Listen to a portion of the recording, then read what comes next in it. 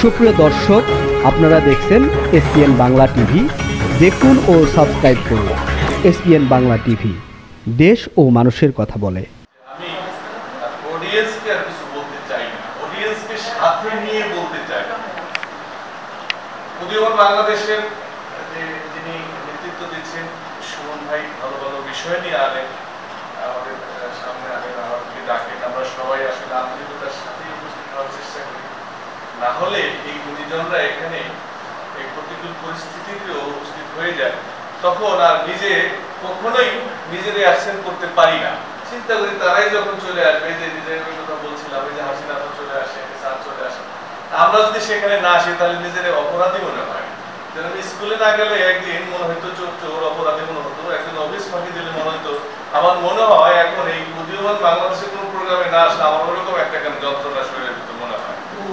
আমাকে 5 মিনিট সময় দিচ্ছে, 5 মিনিট হবে না। কথা হচ্ছে যে বিষয় যদি দেওয়া হয়, আর কথা বিষয়টা বলবেন না তাহলে ঠিক আছে। দূষণের কথা বলছেন, প্রথমেই বলি যে আমার আগের লয়ার একজন বললেন যে আসলে রাষ্ট্রবিরোধী কথা হয়ে যাবে। হতে পারে রাষ্ট্রবিরোধী কথা, এখন আর চিন্তা করি না, কারণ রাষ্ট্রের যারা কর্ণধার তাদেরই সম্ভব এই দূষণ মুক্ত করা। কারণ আমি প্র্যাকটিক্যাল বলি, আপনারা দেখবেন, আপনারা দেখেছেন, যারা দেশ বিদেশে ঘুরেন তারা দেখেছেন যে আমাদের দেশের মানুষগুলি যখন মাইগ্রেশন হয়ে বিদেশে যায়, তারা কি সে দেশে ময়লা ফেলতে পারে? তারা কি সে দেশে ময়লা ফেলে? কেন ফেলে না? কারণ তাদের রাষ্ট্র, তাদের সমাজ, তাদের আইন সবকিছু সক্রিয়, সত্য জায়গায় অবস্থান করে। আমি তার একটা উদাহরণ দিয়েছিলাম যে আমার ব্যাংককে আমার এক বন্ধু জরিমানা দিয়েছে 2000 বাট। তার স্লিপ আজ 11-12 বছর এখন আমেরিকাতে সে স্টে করতেছে। এখনো আমাকে দেখায়, বন্ধু তোমার কথা শুনে নেই, 2500 বাট আমি জরিমানা দিয়েছিলাম ব্যাংককে একটা সিগারেটের গোড়া ফেলে। আপনারা বুঝতে পারেন এই উদাহরণটা? আপনারা চাইলে আমি এখনো প্রমাণ দিয়ে দিতে পারি তাই বন্ধুকে কল করে। তাহলে কি আমার দেশের মানুষ যখন বিদেশে যায়, সে দেশে তো ময়লা ফেলতে পারে না, পিক ফেলতে পারে না, তার মানে সে দেশের রাষ্ট্র, সমাজ, সে দেশের আইন সবকিছু সক্রিয়। আমাদের দেশের যারা কর্ণধার তারা সক্রিয় না। গত সপ্তাহে একটা বৃষ্টি হয়ে গেল, আপনারা দেখেছেন, রাস্তায় গাড়ি আটকে গেছে। আমার বাড়ির সামনে আমি নামতে পারি নাই প্রায় সারাদিনে, আমি পুরো প্রোগ্রাম অ্যাটেন্ড করতে পারি নাই। সারা ঢাকা শহর তলে গেল। কেন? কোটি কোটি টাকা খরচ করে এই ঢাকা শহরের ড্রেনেজ ব্যবস্থা সক্রিয় করা হলো, সুন্দর করা হলো। এই অবস্থা কেন হবে? আমি দেখলাম যে সেই ড্রেনে আমরা পানি পৌঁছাইতে পারি নাই। কারণ কি? আমাদের ড্রেনে যে পানি যাবে, আমাদের যে ম্যানহোল গুলো, সমস্ত ম্যানহোল গুলো পলিথিনে আটকে গেছে। ময়লা বালু সব পলিথিনে আটকে গেছে। এই পলিথিন কারা ফেলে? তো এখন আমরা যতই বলি আমরা সচেতন হলে না, আমরা সচেতন হওয়ার মতো জাতি ন। আমরা সচেতন হওয়ার কোনোদিন আমরা নিজেরা সচেতন হব না যতদিন আমাদের উপর থেকে বুলডোজার না পড়বে। আমি ব্যক্তি এখানে ময়লা ফেলি, আমি যখন বিদেশে যাই তখন ময়লা পকেটে নিয়ে ঘুরি কেন? বলতে লজ্জা লাগে। আমি বারবার এবার আমার ভাই বললো যে আমি ভ্রমণ পিপাসু, অবশ্যই ভ্রমণ পিপাসু। আমি অবাক হয়ে গেলাম, কাঠমান্ডুর থামেলে হোটেল পাচ্ছি না। There are many hotel and guest house there, কোনো হোটেল পাচ্ছি না। আমি যে গেলাম, তাহলে কি হবে? ওই রুম নেই মিলা, সব তো সারা বাংলা। ওখানকার একটা লোক গালি দিয়ে বলে সারা বাংলা, এবারে বলো। তখন আমার একটা আমি হাত দিলাম যে তখন বললো যে সবাই এখানে আদম করতে আসে, কি বলে ভিসা লাগাইতে চলে আসছে, এখানকার পরিবেশ দূষণ করে ফেলছে। ওখানকার একজন দোকানদার, একজন সেলসম্যান, ওখানে সেলসম্যান যিনি ম্যানেজার তিনি একজনই থাকে। কথা বুঝতে পারছেন?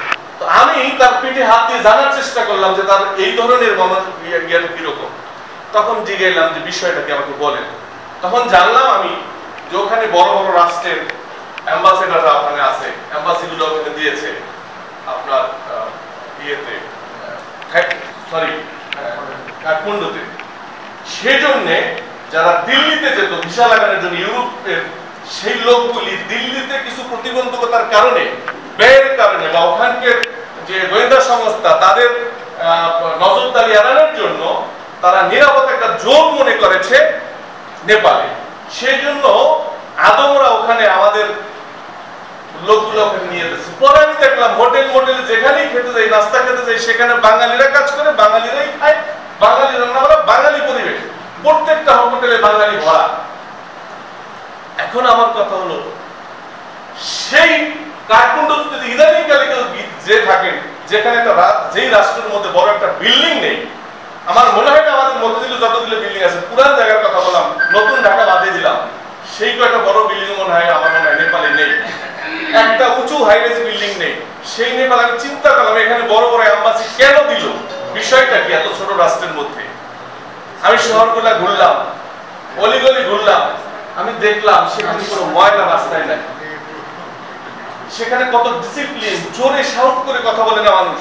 দোকানে কিনতে গেলে টেনে এসে নিয়ে যায় না, 1 টাকার মাল 5 টাকা চায় না, 5 টাকা চেয়েছে আপনাকে 5 টাকা দিয়ে কিনতে হবে, কিনেন না না কিনে। আর আমার এখানে ব্যবহারটা, আপনি একটা মার্কেটে যান, তার ব্যবহার দেখেন, আপনি রাস্তাঘাটে চলেন, আপনি পরিবহনের অবস্থা দেখেন, ওখানে এই ডিসিপ্লিনের কারণে তার মানে তারা আত্মশুদ্ধি করতে পেরেছে। শুধু যে তাদের রোডঘাট পরিষ্কার করছে তা না, তাদের আচার আচরণ, বিদেশি অতিথিদের সাথে তাদের যে আচরণ, ছোট একটা রাষ্ট্র, ছোট একটা শহর, তারা মেনি ফরেনার দেয়ার। আমি অবাক হয়ে যাই যে আমাদের এত রাষ্ট্র, যেখানে আমাদের এত প্রাকৃতিক সৌন্দর্য, সেখানে আমরা বিদেশি পাই না। তার মানে কি বিদেশিরা আমাদেরকে পছন্দ করে না, আমাদের পছন্দ করে না। তাহলে ওই যে বারবার ঘুরে আসে না আত্মশুদ্ধি, আত্মশুদ্ধির কথা হলো, আত্মশুদ্ধি করা হবে, আমরা করব না, আমরা করতে পারবো না যতদিন না আমাদের উপর বুলডোজার চালানো হবে। তাই বুলডোজার চালাইতে পারে কারা? সরকার, সরকারি যারা দায়িত্ববান আছেন, এখন সেই জায়গায় যারা বসে আছেন, কয়েকদিন পর পরই মিডিয়াতে দেখি একজন দায়িত্ববান লোক, হাজার হাজার কোটি টাকার মালিক, প্রশ্ন ফাঁস করে হাজার হাজার কোটি টাকার মালিক, বিদেশে পাচার করছে হাজার হাজার কোটি টাকার মালিক, কেউ গরু কিনে, কেউ ছাগল কিনে 12 লাখ 14 লাখ 15 লাখ টাকা দিয়ে, সেটা দিয়ে মিডিয়া খাইলাম। আরে কার কাছে বলবে এই নালিশ, কার কাছে দেব, কে করবে শুদ্ধ? এখন তো আমি দেখতেছি না পারি অডিয়েন্সরা দিতে, না পারি সরকারের দিকে, এখন শুধু আল্লাহর কাছে বলি, আল্লাহ তুমি আমাদেরকে পারো, সৃষ্টি করেছো, তুমি আমাদেরকে শুদ্ধ করো, তুমি আমাদেরকে পরিবর্তন করে দাও, এর বিকল্প আর কিছু নেই। আজকে ভার্চুয়াল জগৎ, ডিজিটালাইজেশন চলছে সারা বিশ্বে, এখন ডিজিটালের আমরা পদার্পণ করেছি, আরো স্মার্ট জগতে আমরা চলে আসি। একটা গ্রুপে ঢুকেছি কবি সাহিত্যিকদের, আমি দেখি নিজামী ভাইয়ের মতো একটা মানুষের কবিতা, আমি দেখি চিন্তা করলাম, আমার বড় ভাই যাকে অত্যন্ত শ্রদ্ধা করি, পছন্দ করি এবং ফলো করার চেষ্টা করি, সে 100 কবিতা লেখে আর আমি একটা কবিতা লিখে চিন্তা করি, কারণ আমার সাথে তার ওই জায়গায় একটু মিল আছে। আমার সিনিয়র ভাই, তার একটা কবিতা দেখে আমি গ্রুপটাতে ঢুকে গেলাম, দেখলাম অনেক মানুষ সেই জায়গায়, মানে কত কে জানি সদস্য। চট্টগ্রামে ওখানে প্রবেশ করলাম, করে আমি ওখানে একটা কবিতাও লিখলাম, অনেক মানুষ ওখানে লাইভ করেছে। পরে দেখলাম ওই প্ল্যাটফর্মে যে দূষণ, ও মাই গড, দূষণ মানে কি? হায় হায়, আমি অবাক হয়ে গেলাম যে এই জায়গায়, কোন জায়গায় দূষণ না, এই দূষণ কে করবে? আমি করতে পারবো? আমি ঠিক সেম একটা গ্রুপে যখন কমেন্টস করলাম অ্যাডমিনদেরকে, যে আমি মনে করেছিলাম যে এই পরিবেশটা ভালো, কবি সাহিত্যিক লেখক যারা আছে এখানে আছেন, গুণীজনরা আছেন, অনেক দেখেছি আমি, আমার মনে হয়েছিল যে এখানে আমি কিছু মানে এখানে আমি কিছু লিখতে পারবো। এখন দেখলাম যে পরিবেশ, তাতে আমার মনে হয়, আমি অন্য ভাষায় লিখেছি যে অ্যাডমিনদেরকে আরো সোচ্চার হতে হবে, সতর্ক হতে হবে। আমাকে 1 দিনের জন্য সাসপেন্ড করেছে, তার মানে আমার কথাটা তাদের পছন্দ হয়নি। তাহলে তাকে আমি শুদ্ধ করতে পারবো? আমাকে তো শুদ্ধ করে দিয়েছে সাসপেন্ড করে, তাকে শুদ্ধ করতে হলে সরকারের করতে হবে, ডিপার্টমেন্টের করতে হবে। অতএব আমি আর অডিয়েন্সকে, পাবলিককে আর কিছু বলতে চাই না। আমি বলতে চাই গভর্নমেন্টকে যদি পারে, গভর্নমেন্টের যারা এই সংস্থাগুলি আছে তারা যদি শুদ্ধ হয়, আমি তো বলি মাননীয় প্রধানমন্ত্রী যদি একবার বলে, একটা প্রেস রিলিজ দিয়ে একবার বলে যে আমার শহরে কোনো পলিথিন করে থাকবে না, আমার তো মনে হয় না একটা পলিথিন কোনো দোকানদারের সামনে করে থাকতে পারে, আমার তো মনে হয় না। সিটি কর্পোরেশনের মেয়ররা যদি বলে যে কোনো দোকানের সামনে একটা পলিথিন করে থাকবে না, আমার তো মনে হয় না করে থাকবে। কারণ এর থেকে এমন কি অলৌকিক দিয়ে অন্যান্য রাষ্ট্রগুলি এরকম পরিচ্ছন্ন রাখে। তারা এইভাবে কমেন্টস দেয় এবং সেটা বাস্তবায়ন করে। ঠিক আমাদের যদি যারা বাস্তবায়ন করে সংস্থাগুলি আছে তারা যদি শুদ্ধ হয়, তাদের মন মানসিকতা যদি শুদ্ধ হয়, তাদের কর্ম শুদ্ধ হবে, আমাদের রাষ্ট্র আমাদের সমাজ ব্যবস্থা শুদ্ধ হবে, পরিবেশ দূষণ হবে, আমরা মুখে বলি বীরের জাতি, তখন আমরা বলতে পারবো যে আমরা পরিচ্ছন্ন এবং বীরের জাতি, আমরা বাঙালি, আমরা বাংলাদেশি। ধন্যবাদ।